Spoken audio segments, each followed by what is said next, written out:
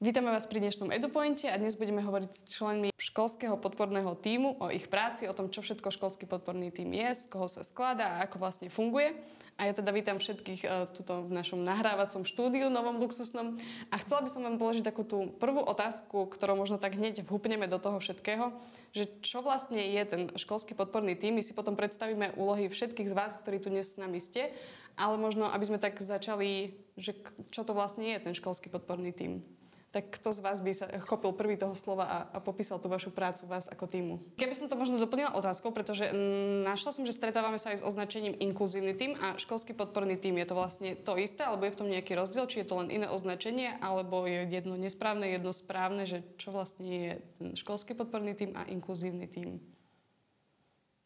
Tak predtým to bol inkluzívny tím a momentálne je to školský podporný tím a ide teda o také pomáhajúce profesie v škole.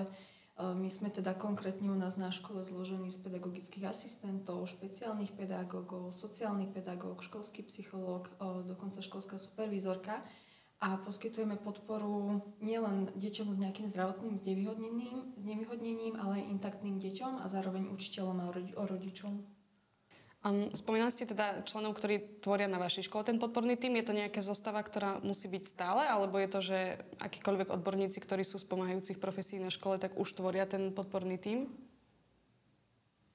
No, zákon o pedagogických a odborných zamestnancoch presne definuje, že kto by mal vlastne tvoriť ten školský podporný tím.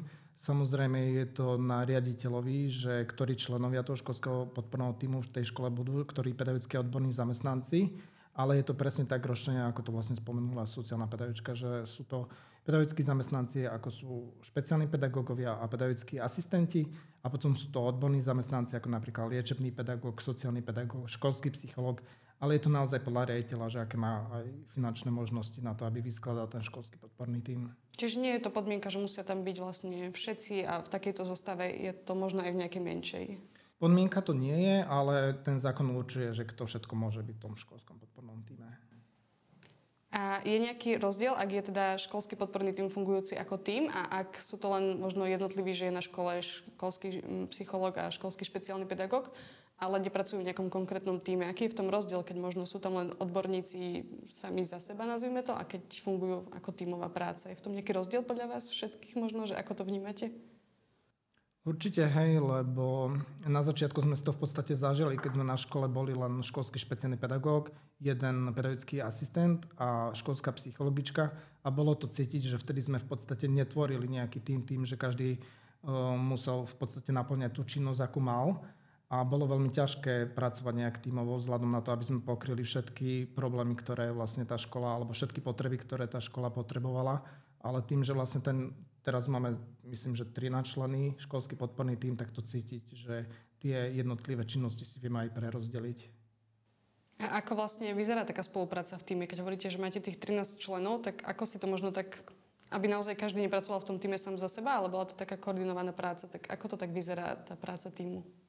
No, my máme aj metodické združenie školského podporného tímu, to znamená, že ideme aj podľa plánov metodického združenia a stretávame sa niekoľkokrát do roka. Zároveň máme vyčlenený priestor aj jedenkrát do týždňa, jednu vyučovaciu hodinu, kedy máme také spoločné porady, aby sme si zosúladili nejaké postupy alebo prebrali prípady, ktoré riešime, alebo ak organizujeme nejaké udalosti, tak aby sme si rozčlenili kompetencie a išli tak za jeden koniec.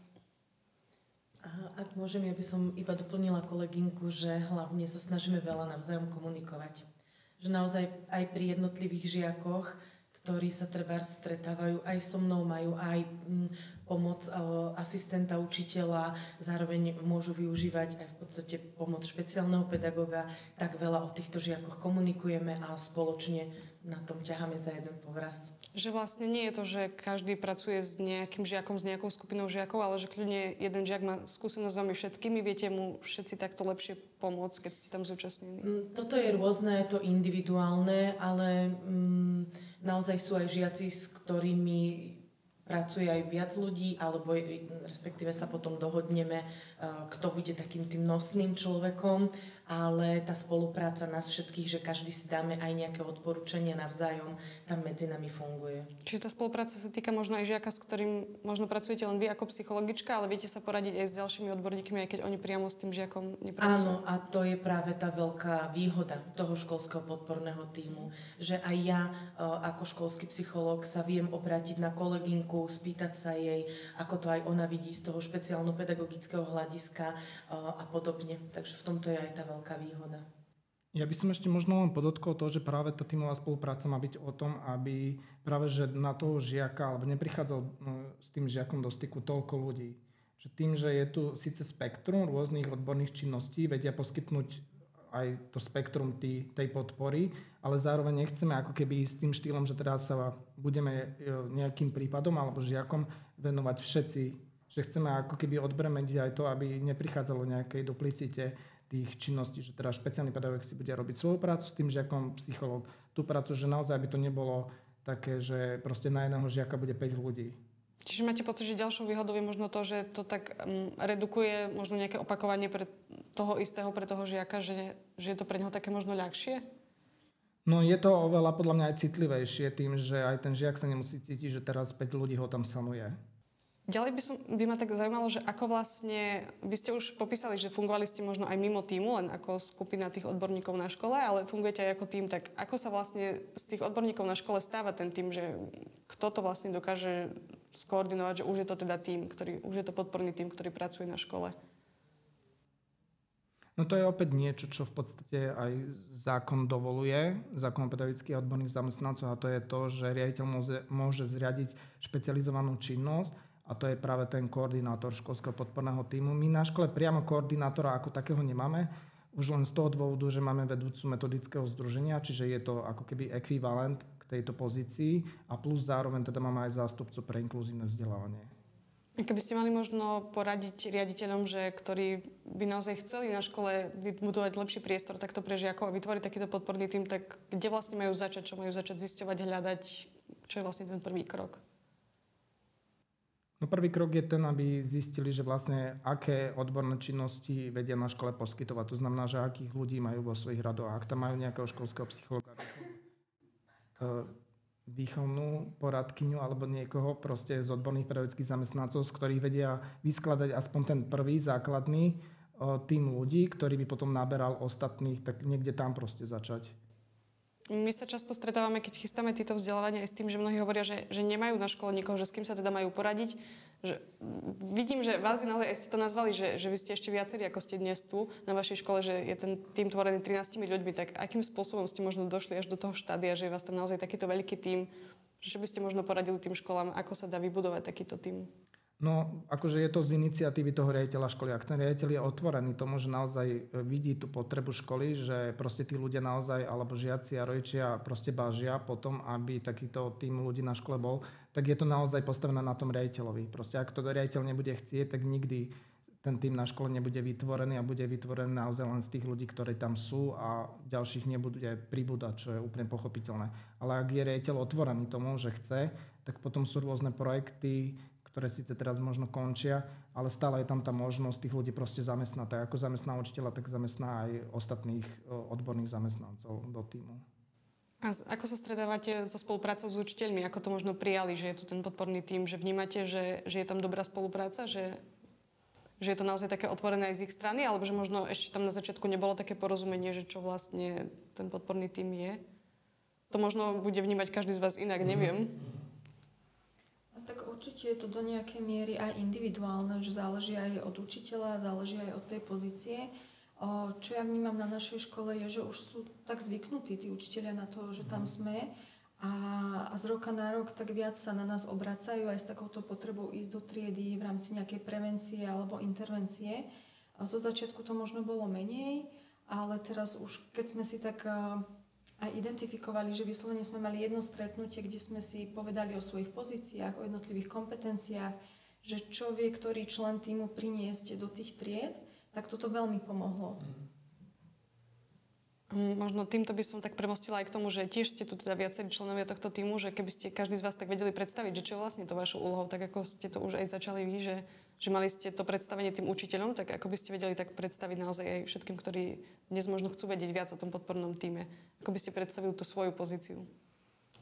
Tak ja pracujem ako sociálna pedagogička a primárnym cieľom mojej práce je prevencia v triedách, ale aj intervencia, čiže keď sa niečo deje, alebo pracujem so žiakmi zo sociálne znevýhodneného prostredia, spolupracujem s externými organizáciami a hlavne v rámci tej prevencie alebo intervencie a poskytujem individuálne poradenstvo žiakom.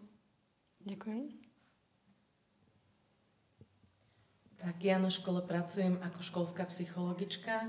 V podstate takou hlavnou náplňou tej mojej práce je viac menej individuálne stretávanie sa so žiakmi, ktorí potrebujú či už nejakú krízovú intervenciu v nejakých prípadoch jednotlivcov alebo problémy, ktoré identifikujú rodičia alebo učitelia a naozaj v podstate tá práca, prevažne teda toho individuálneho charakteru, hlavne taká podpora a v prípade toho, že sa chcú ešte poradiť, čo by mohli ďalej robiť, pretože nie všetko vieme, alebo nie všetko viem ja zabezpečiť v rámci aj pomoci psychickej, tak vlastne aj nasmerovať, kam by mohli potom ďalej ísť rodičia s deťmi, alebo čo by aj deti mohli robiť.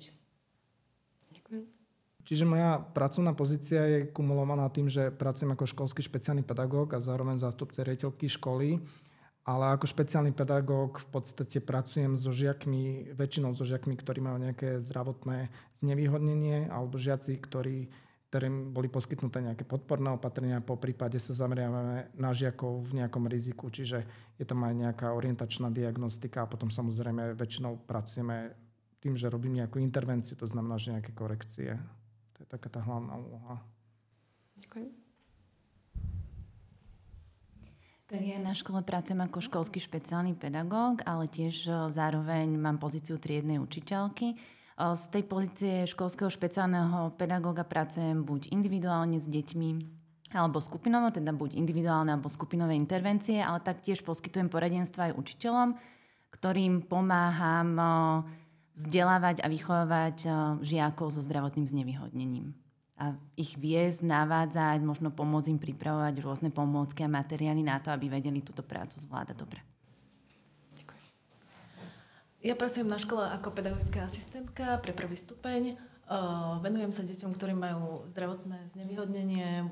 Môže to byť napríklad poruchy učenia, poruchy správania, narušená komunikačná schopnosť a taktiež deti, ktoré majú napríklad aj ADHD.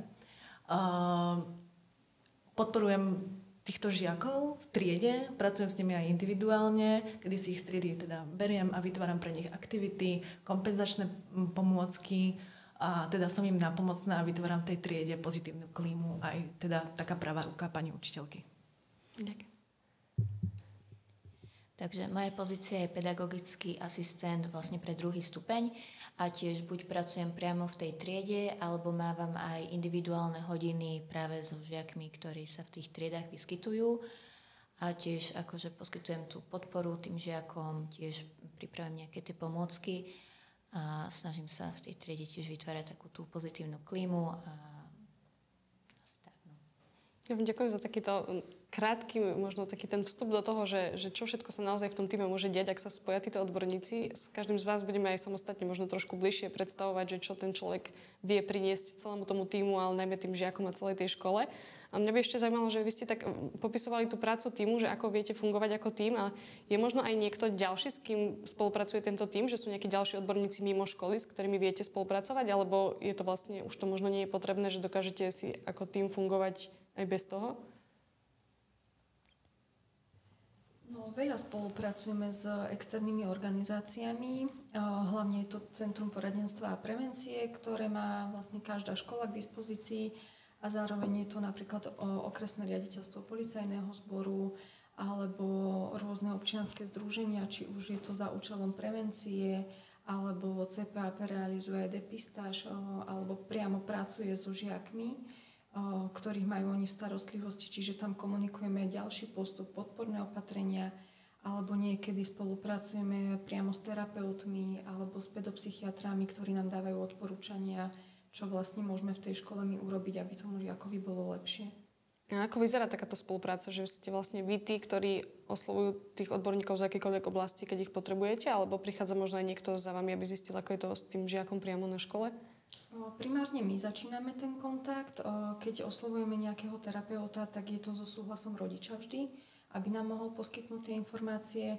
Centrum poradenstva a prevencie máme už tak rozdelené, že ja ich oslovujem za účelom prevencie, špeciálni pedagógovia za účelom depistáže alebo špeciálno-pedagogických vecí a občianske združenia a ostatné tiež zvyčajne my. Ale už sa nám stalo, že sa informovali aj z CPAP na konkrétneho žiaka v rámci diagnostiky.